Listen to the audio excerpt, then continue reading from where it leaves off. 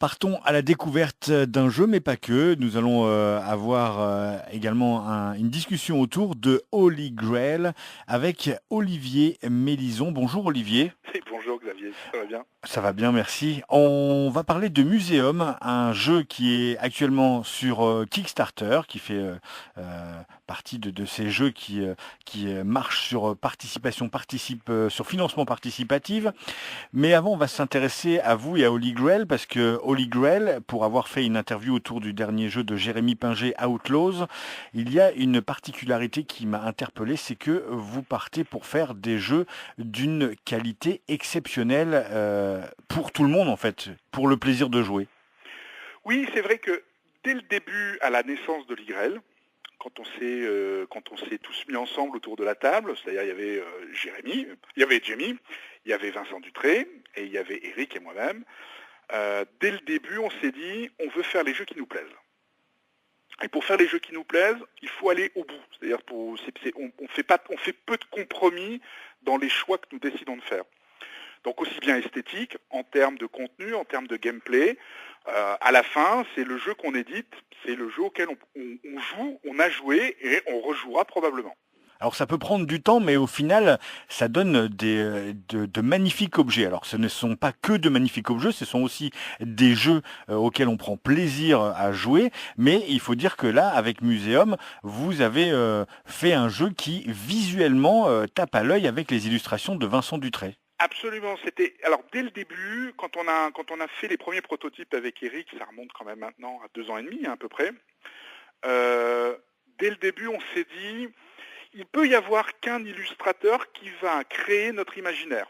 C'est vrai, quand on développe un jeu, finalement, quand on est auteur d'un jeu, on se dit toujours, bon ben voilà, comment il va prendre forme, comment il va prendre vie. Et en regardant un petit peu ce que l'on désirait comme trait, comme mise en couleur, comme travail, comme mise en scène, on s'est dit, ouais, alors là, pour nous, il n'y a que Vincent. Alors, on a fait simplement, j'ai fait un mail à Vincent en lui disant, ben voilà, bonjour Monsieur Dutré, j'aime beaucoup votre travail, j'aimerais bien qu'on puisse se rencontrer pour que je vous présente un projet qu'on a. Et puis Vincent m'a répondu très gentiment, mais il n'y a pas de problème, je viens à Essen. Donc c'était Essen 2015. Et puis il dit, voilà, moi c'est simple, je joue au jeu, si le jeu me plaît, je le dessine. Donc on s'est vu à Essen, on a bu une bière ensemble, enfin j'ai bu une bière tout seul parce que Vincent ne boit pas de bière, donc j'ai bu 2 bières tout seul d'ailleurs. Et puis on a joué, on a fait la soirée, on a joué au jeu, il a dit, moi, j'exige que ça soit moi, je veux que ça soit moi qui fasse ce jeu-là parce que c'est exactement mon univers. Et là, on s'est dit, voilà, c'est notre imaginaire, c'est son univers, et en plus, on a envie de le faire ensemble. Et la petite anecdote, c'est que la maman de Vincent a dirigé la revue Archéologia pendant très longtemps. Donc, il a été bercé par cet univers d'archéologie, d'œuvres d'art. Et il a dit, voilà, moi, je veux le faire. Je veux vraiment que ce soit moi. Donc, c'est un boulot colossal, parce qu'il y a il y a plus de 300 illustrations, dont 180 objets d'art, objets existants, hein, historiques, de 12 civilisations différentes. Donc, c'est vrai que c'était un travail absolument colossal. Ça a pris beaucoup de temps. Hein. C'est donc SN 2015. Il a démarré le travail en décembre 2015 et on est en novembre 2017 et il nous reste encore quelques illustrations à faire quand même. Hein. Donc il y a eu un long travail et de préparation pour Vincent, parce qu'il fallait lui envoyer tous les briefs d'images, les recherches qu'on avait faites, les meilleures photos possibles, pour qu'après on puisse décider ensemble de la mise en scène. C'est-à-dire que Vincent me disait, bah tiens, je m'aimerais bien mettre en scène. Parce que l'idée, c'est qu'à travers une carte, on raconte aussi une histoire. C'est pas simplement un étalage d'objets, c'est aussi, il y a une narration. On a créé des personnages, on a créé une directrice de musée, donc qu'on voit d'ailleurs sur les trailers, sur les choses. Donc on a essayé de se dire, au-delà du jeu, on essaye aussi de raconter un fond historique, une narration dans la mise en scène, parce qu'il y a toujours, on voit toujours des mains, hein, ça peut être un directeur de musée qui ouvre une caisse, ça peut être quelqu'un qui est sur un lieu d'exploration ou sur des objets architecturaux. Donc il y avait vraiment un travail de mise en scène et de mise en situation pour que lorsqu'on joue et qu'on s'y intéresse un peu à la partie graphique, eh ben, on se dise, ah ouais, ils sont en train de découvrir ça, c'est à l'époque là. Donc voilà, c'était tout ce travail de préparation pour un jeu qui effectivement est tout à fait conforme à ce qu'on souhaitait à l'origine. C'est vraiment le jeu qu'on avait envie de faire. Donc on est extrêmement satisfait sur ce versant-là, parce que il est c'est un très bel objet, mais pas que, ça reste aussi un jeu. Il faut aussi pouvoir jouer derrière. C'est exactement ce que j'allais dire. Alors, puisqu'on parle de jeu, on peut déjà dire que c'est un jeu pour 2 à 4 joueurs, que Oui, ça s'adresse à un public à partir de 10 ans. Il faut savoir lire, il faut avoir oui. quelques notions de jeu. Les parties durent environ 1 heure. Il est conseillé de faire une première partie pour bien se mettre dans le bain, parce que c'est pas un jeu participatif, hein. À la fin, il faut être le meilleur. Tout à fait, c'est un jeu compétitif. Alors, comme on dit toujours, l'intérêt de Muséum, c'est qu'il est très modulable en fonction du public qui y joue. Et donc, on peut retirer des éléments, on peut même, d'ailleurs, on le dit dans les règles, Muséum est un peu votre jeu, et mettez les règles comme vous l'entendez un peu, dans le sens où, eh bien, moi, je joue avec ma fille a 10 ans, eh bien, on va retirer certains éléments de jeu pour le rendre moins compliqué dans les choix. Comme on dit toujours, qu'est-ce qui rend un jeu complexe? C'est le nombre de choix possibles. Donc si on retire un certain nombre d'éléments qui doivent amener à des choix, eh bien on peut jouer avec des enfants de 9-10 ans dès qu'ils savent lire. On passe un bon moment parce qu'on va faire des collections. Alors il sera moins expert, hein, il va être un peu plus accessible. Et puis si on veut jouer avec un public déjà un peu averti, eh bien on va rajouter des éléments, les événements, on va rajouter les personnalités. Vont arriver des extensions dans la partie Kickstarter, donc on va pouvoir les rajouter. Et là, plus on rajoute d'éléments, et là, plus on a de choix, donc plus on va être confronté à faire des choix, et donc il va devenir de plus en plus expert. Mais c'est un jeu assez ouvert. Et je vois même dans la fin de partie, puisque la partie va se finir lorsqu'un musée a atteint un certain nombre de points de victoire, eh bien on peut même augmenter ce niveau-là en disant, bah, finalement, moi j'aimerais bien que mon musée il est plein d'objets, parce que j'ai envie d'avoir de belles collections, de passer un bon moment. Donc c'est très malléable et on le précise bien pour que ça soit accessible à plein de monde. Que ce soit vraiment un jeu familial dans le sens littéral du terme, c'est-à-dire que ça puisse s'adresser à toute la famille. C'est la force d'un jeu de pouvoir s'adapter au public proposé et pas simplement se dire qu'on fait un jeu pour telle ou telle cible. Oui, Proposer un jeu qui peut s'adresser au plus grand nombre, c'est vraiment fort. alors tous les jeux ne le permettent pas. Il faut aussi remettre ça. C'est vrai que on a choisi, on a essayé. Alors tout ça est ce sont des, on n'a pas encore le résultat, même s'il a beaucoup tourné en festival, il était à Essen, il était à Gen Con, on l'a fait jouer dans un certain nombre de pays. Malgré tout, jusqu'à aujourd'hui, c'est vrai que tout le retour des joueurs qui ont joué, c'est de se dire, il n'y a pas une partie qui est identique. C'est-à-dire que chaque partie est nouvelle et qu'en fonction du niveau, eh bien, on peut l'adapter. Alors, on a choisi une mécanique de jeu qui le permet, et puis en essayant de rendre, en diminuant le nombre d'actions possibles pour limiter le nombre de choix. Et en disant, ben, tiens, si je rajoute certaines couches, je peux le rendre un peu plus expert. Tous les jeux ne le permettent pas. Tous les thèmes ne le permettent pas. Parce qu'effectivement, là, c'est un jeu de collection et qu'on y met un certain nombre de niveaux de difficulté, enfin, de niveaux de difficulté, oui, d'appréhension de difficulté, pour que le jeu soit le plus accessible possible. Alors ce jeu, vous le dites, c'est un jeu de collection, c'est-à-dire qu'on va jouer, chaque joueur va jouer le rôle d'un collectionneur. Il va Oui, falloir absolument. essayer d'avoir la plus belle collection afin de marquer un nombre de points. Tout à fait. C'est-à-dire qu'en gros, le jeu se passe à peu près à l'âge d'or, enfin un âge d'or des grands musées, c'est-à-dire le début du XXe siècle, la fin du XXe, la fin du XIXe, le début du XXe, quand en gros le public s'est senti intéressé par les civilisations, par les autres peuples. Donc on a vraiment la début du XXe siècle, les musées, donc les grands musées, le Louvre, le British Museum, le Pergamon de Berlin, qui a été aisément constitué à cette époque-là, ont commencé. Alors, faut prendre aussi l'aspect colonialiste, hein, c'est-à-dire que c'était l'époque des grandes colonies, donc les grandes nations ont un peu pillé l'Égypte, les Incas pour l'Espagne. Nous, les Français, on s'est quand même bien servi dans nos anciennes colonies.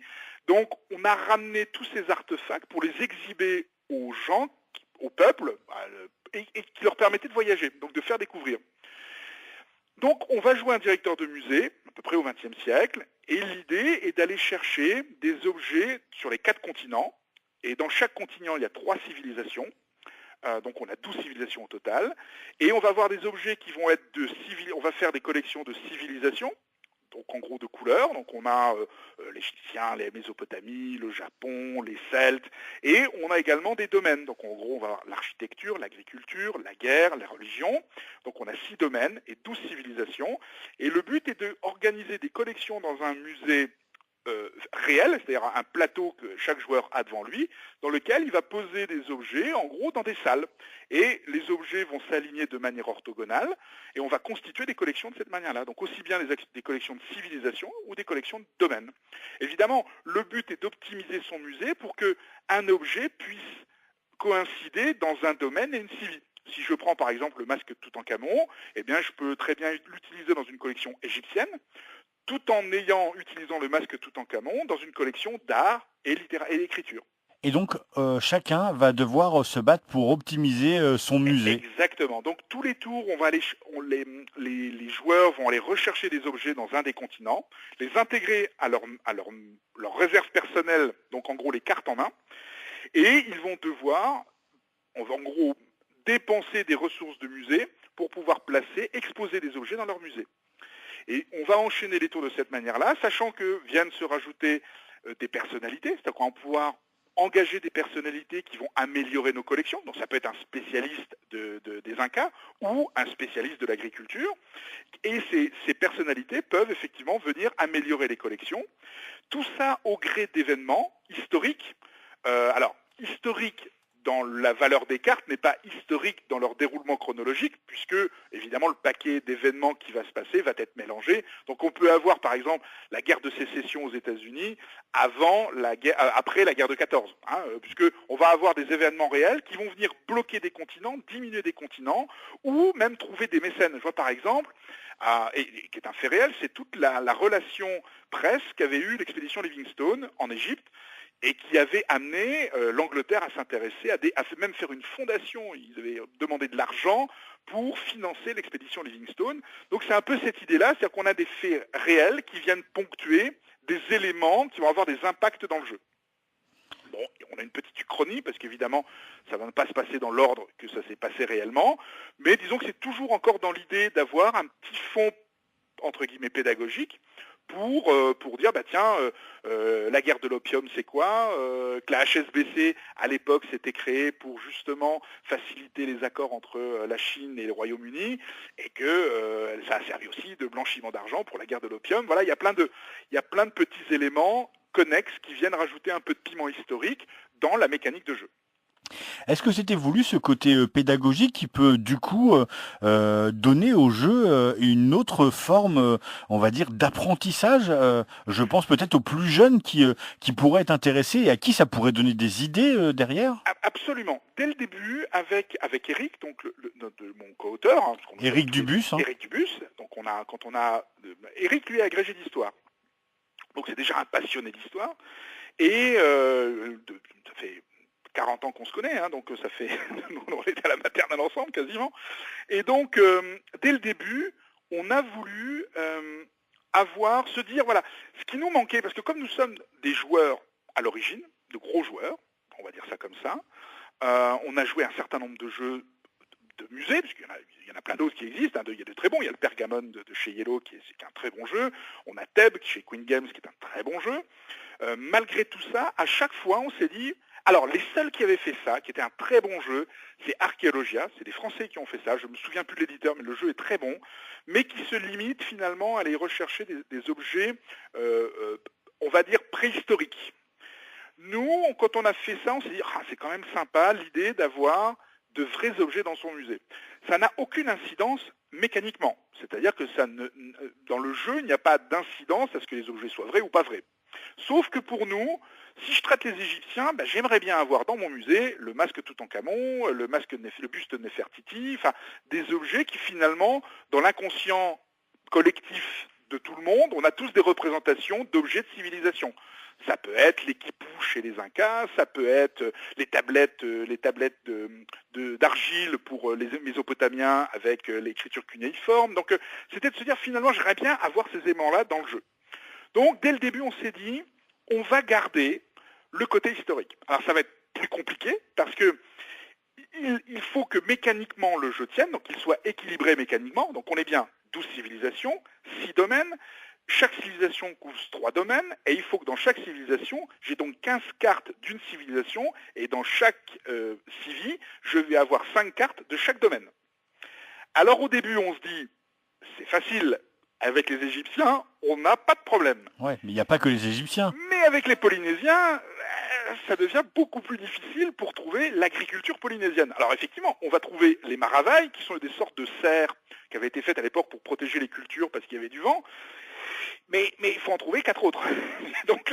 donc, on a fait des recherches, on a passé du temps pour que le jeu soit aussi bien équilibré que, effectivement, on trouve aussi un fond historique et documentaire sur chaque carte. Et ce qui nous amène effectivement à avoir 180 cartes d'objets qui sont des vraies reliques de civilisation. Alors ça peut être des reliques architecturales, ça peut être des vrais objets avec le buste de Néfertiti par exemple, ou je vois on a la fabrication du papier pour le Japon. Donc on a essayé de vraiment couvrir la représentation d'une civilisation dans tout ce qu'elle a de patrimoine culturel, donc art, religion, artisanat, et ainsi de suite. Même on a couvert la guerre, parce que finalement la guerre fait partie des grandes valeurs de civilisation. Par exemple pour les Romains, on a effectivement les armures des légionnaires, les boucliers, les scrotums, les glaives, les catapultes, parce que finalement, la guerre fait quelquefois avancer les civilisations aussi dans le développement de certaines machineries. Alors ça, c'est le jeu Muséum. C'est une campagne participative sur Kickstarter qui dure jusqu'à quand, cette campagne? Elle va durer jusqu'au 17 décembre, donc elle a démarré la semaine dernière, le 15 novembre. Et ça va être une campagne de 4 semaines qui vont nous emmener jusqu'au vendredi 17, si mes souvenirs sont bons. Le jeu sortira dans le commerce après la campagne Kickstarter. Grâce à Pixie Game. Grâce à Pixie Game qui va nous distribuer le jeu en France, enfin dans les pays francophones, donc en Suisse romande, en Belgique et en France.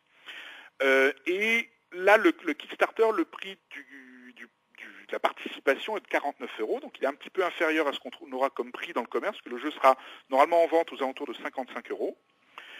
Prix public conseillé, bien évidemment. Et évidemment, la campagne Kickstarter amène énormément de stretch goals, enfin de bonus à débloquer, pour essayer de le faire en français, de bonus à débloquer, exclusifs, donc qu'on ne verra pas dans la version magasin. Et c'est pour ça qu'il faut, pour ceux qui le veulent, on sait que maintenant il y a des collectionneurs, et puis pour ceux qui sont intéressés, non seulement vous l'avez à moins cher, mais en plus, vous en avez encore plus. Oui, absolument. C'est tout le principe d'ailleurs du Kickstarter, c'est qu'effectivement, on essaye d'apporter plus d'expérience de jeu. Donc le Kickstarter amène un jeu qui pourra sortir pour certains en magasin, mais également va amener plus d'expérience de jeu. Et là, je vois les stretch goals exclusifs qu'on a amenés, eh bien, on va amener différentes possibilités, différentes variables dans les choix des mécènes, parce qu'on a des cartes mécènes donc en gros, il y a des mécènes qui peuvent apporter des points de victoire à la fin si on remplit certaines conditions. C'est-à-dire en gros, si j'ai une collection chinoise dans mon musée, eh bien, un mécène va nous donner des points de notoriété, va nous apporter des points de victoire à la fin de la partie. Donc on a plus de variables sur les mécènes, plus de nouvelles personnalités, des nouveaux événements. Alors évidemment, les objets, on y touche peu. Malgré tout, on a démarré parce qu'il y a une extension exclusive qui sont les crânes de cristal, donc qui sont spécifiques au Kickstarter. Le crâne de cristal a une réalité historique, même s'il y a eu le dernier film d'Indiana Jones, qui n'était probablement pas le meilleur traité du sujet, mais il y a un fond historique archéologique dessus. Et puis Vincent, lorsqu'il avait dessiné Tikal 2, il voulait intégrer les crânes de cristal dans Tikal 2 et l'éditeur avait refusé, pour X raisons à l'époque-là. Et il s'est dit, j'aimerais bien quand même remettre mon crâne de cristal, mes aventures de crâne de cristal dedans, et ça s'y prêtait bien. Donc on a créé une extension exclusive à Kickstarter sur les crânes de cristal. Normalement, on aura une vidéo qui va montrer toutes les extensions. On a les vidéos de gameplay qui sont accessibles également. On en a fait Bon, là, pour le moment, elles sont en anglais, on en tourne en français la semaine prochaine, pour qu'effectivement nos participants puissent voir en anglais et en français toute la campagne, les vidéos d'explication de règles, les vidéos de partie, et ainsi de suite. Vous l'aurez compris, Muséum est un superbe jeu dans tous les sens du terme. Allez vous rendre compte sur Internet par vous-même de ces superbes illustrations de Vincent Dutrait. C'est vraiment un coup de crayon particulier en plaisantant, en préparant cette interview. Je disais que Vincent Dutrait portait bien son nom. Il y a des gens comme ça qui ont un nom qui le porte bien. C'est le destin. Mais là, c'est vraiment assez exceptionnel. Le trait des personnages, la finesse des décors ou même des artefacts, hein. Il y a vraiment, c'est beau esthétiquement et en Oui. plus la mécanique est travaillée. On a affaire à des professionnels du jeu. Vous me disiez que vous êtes un gros joueur. Oui, Vous alors jouez tous les midis, tout donc à fait, voilà. absolument. J'ai la chance, je dis bien c'est une chance, alors pour d'autres peut-être pas, mais moi c'est vrai que j'ai la chance au bureau, dans mon premier travail, dans mon travail on va dire qui me nourrit tous les jours, Le vrai travail. mon vrai travail, ouais, alors quoique, comme je dis toujours, c'est vrai, c'est pas un vrai travail, puisque l'IGREL me prend énormément de temps aussi, malgré tout, mais on va dire le travail qui me nourrit au quotidien me permet, avec mes collaborateurs, de jouer tous les midis. Donc on joue tous les midis 2 heures à des jeux de société. On a une salle pour ça, on a une salle de jeu dans nos bureaux. On a le stock je dois avoir à peu près 400, 500 jeux, 600 jeux peut-être maintenant. Donc on a une salle dédiée, c'est entreposé. Et puis on en reçoit, on joue avec mes collègues. Donc c'est vrai qu'en ayant une grosse culture ludique, il y a un moment donné, alors peut-être pas tout le monde, mais c'est vrai qu'à un moment donné, avec Eric, on s'est dit, finalement on aimerait bien quand même, pourquoi pas, faire aussi nos jeux. Alors c'est sûrement présomptueux de se dire moi aussi je peux être auteur. Donc on se confronte à ça et puis c'est une sorte c'est quelque chose qui est finalement assez sympa quand on joue à beaucoup de choses. Et il s'avère qu'avec Eric, on se connaît depuis 38 ans, 39 ans, presque 40 ans. Donc ce qui fait qu'on a le même imaginaire. C'est-à-dire c'est pour ça d'ailleurs que tous nos jeux, on les travaille ensemble, on est toujours tous les deux, de manière constante. On est vraiment ensemble tout le temps, tous les deux. Parce qu'on a le même imaginaire. C'est-à-dire lorsque je pense à quelque chose, je sais qu'il a la même représentation et inversement. Donc ce qui fait que parce que lui il n'habite pas à Nancy, là où moi je vis, il habite pas très loin, hein, il est paumé dans le nord de la Lorraine. Et c'est vrai quand on travaille beaucoup par téléphone dans nos développements, et c'est vrai que quand je commence une idée, je sais qu'il a la même représentation. Donc c'est important de pouvoir bien s'entendre sur le développement. Et à un moment donné, on se dit, je joue, mais j'aimerais bien faire un jeu, parce que si par exemple je faisais un jeu sur ce thème-là, je ne le ferais peut-être pas de la même manière. Alors je répète, c'est très présomptueux de dire ça, mais à un moment donné, on se dit, allez, on y va, on se lance. Et c'est comme ça qu'est né Holy Grail d'ailleurs, hein. C'est à partir de ça. C'est à un moment donné, on se lance. Et puis viennent se rajouter dans une aventure Jamie qui arrive, qui lui était à Trick Track, et quand on se voyait avec Guillaume pour faire nos vidéos à Trick Track, qu'on continue à faire d'ailleurs avec un immense plaisir, pour faire découvrir des jeux, d'ailleurs pas les nôtres, des jeux qui viennent d'ailleurs, toujours avec ce plaisir du jeu et de le montrer. Donc Jamie a dit non, mais moi je veux faire partie de l'aventure. D'ailleurs il a quitté Trick Track à cette époque-là, et on est devenu éditeur. Et puis est venu se joindre à nous Vincent Dutrait, qui est un de nos associés aussi, qui Vincent a dit ouais non mais on s'amuse bien quand même ensemble. Parce que Vincent aussi est un gros joueur. Lui il joue, ils ont un. Alors Vincent a la particularité, c'est qu'il vit en Corée, il vit à Séoul. Donc il a un club de jeu avec un groupe d'auteurs, avec d'ailleurs les auteurs d'un des jeux qu'on avait fait qui était Rising 5, qui s'appelle Gary Kim et Evan Song. Donc tous les vendredis ils se retrouvent, ils jouent en Corée, il y a une grosse communauté de joueurs. Donc derrière tout ça, on s'est dit, comme on aime bien jouer tous ensemble, qu'on aime bien et qu'on a envie de faire des choses ensemble et qu'on a des compétences chacun, disons, différentes et avec beaucoup de valeur ajoutée, on s'est dit on peut faire qu'un truc qu'ensemble. Donc on a monté Holy Grail comme ça. Alors Holy Grail parce que comme étant fan tous les 4 des Monty Python, ça ne pouvait être qu'une histoire un petit peu absurde avec des histoires de noix de coco et des lapins tueurs quoi. Holy Grail, donc c'est la maison d'édition qui vous propose ce jeu Muséum, un jeu d'Olivier Mélisson qui était de l'autre côté du téléphone pour cette interview, en partenariat avec Éric Dubus et bien sûr des illustrations de Vincent Dutrait. Merci beaucoup pour ce temps accordé. Je rappelle que Muséum c'est jusqu'à mi-décembre, jusqu'au 17 décembre la campagne participative, que le jeu est à 49 €, que vous ne le toucherez pas dans le commerce à ce prix-là, même s'il est commercialisé, et que en plus à ce prix-là vous aurez des extensions, des stretch goals, plein de bonus, de quoi vous amuser en famille ou entre amis. Merci beaucoup Olivier Merci Mélisson. Xavier, c'est un plaisir.